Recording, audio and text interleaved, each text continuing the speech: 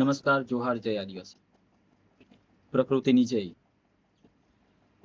આજથી આ વિડીયો એટલા માટે બનાવી રહ્યો છું કે પર્યાવરણને બચાવવું એ ખૂબ જરૂરી છે. પર્યાવરણને બચાવવાના નહીં કારણે આપણા વિસ્તારની અંદર બધું જ જળ જંગલ જમીન બગડી રહ્યું છે. કંપનીઓ આવી રહી છે, કોઈ એવા પ્રોજેક્ટો આવી રહ્યા છે જેના લીધે જમીન, ઝાડ, ખેતીને નુકસાન થઈ રહ્યું છે, પણ એના માટે અવાજ કોઈ ઉઠાવતું નથી.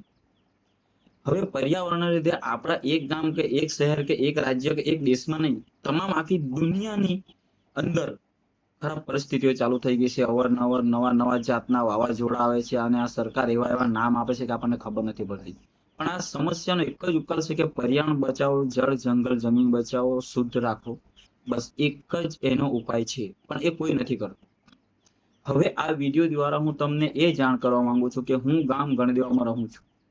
આજ સુધી મારા ગામની વાહવાહી થઈ હતી કે જે પણ થયું હશે કે કોઈ ખરાબ બુરાઈ થઈ હશે, પણ અત્યાર પછી આ વિડીયો દ્વારા હું મારા ગામને અહીંથી કહેવા માંગુ કે સેવ રાખવા માંગુ છું. મારા ગામ સાથે મને લગાવ છે, એ મારા ગામ સાથે મને પ્રેમ છે. મારી ગામની અંદર કોઈ પણ પ્રોજેક્ટો આવે છે કે જેના લીધે જળ જંગલ જમીન નુકસાન થાય, પર્યાવરણને નુકસાન થાય, એ હું ઈચ્છતો નથી. મારા ગામની અંદર 10,000ની વસ્તી છે, છતાં એમાંથી 5 વ્યક્તિઓ પણ કે પર્યાવરણને બચાવીએ એ માટે લડત નથી લડતું. પણ હું અને એક મારા ભાઈ 2 જણ થઈને આના માટે લડત લડી રહ્યા છીએ, પણ અમને ગામમાંથી કોઈનો સાથ વધારે મળતો નથી. તો હું આ વિડીયો દ્વારા જે પણ અમારી સાથે જોડાવા માંગે છે, અત્યાર પછી જે પણ ગામની અંદર ખરાબ પરિસ્થિતિ આવે કે પર્યાવરણને બગાડવાના કોઈ પ્રોજેક્ટ આવે તો એના માટે લડવા તૈયાર છે.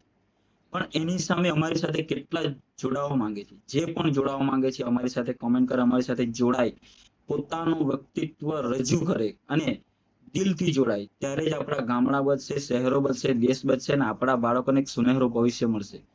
જો ગામડા નહીં બચાવવાના તો કંઈ જ બચવાનું છે નથી, કારણ કે શરૂઆત જ જીવન જ સૌંદર્ય જ અને ગામડાથી જોઈન્ટ થયેલું છે.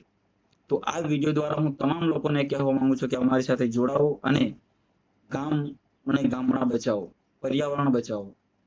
જોહાર, જય આદિવાસી.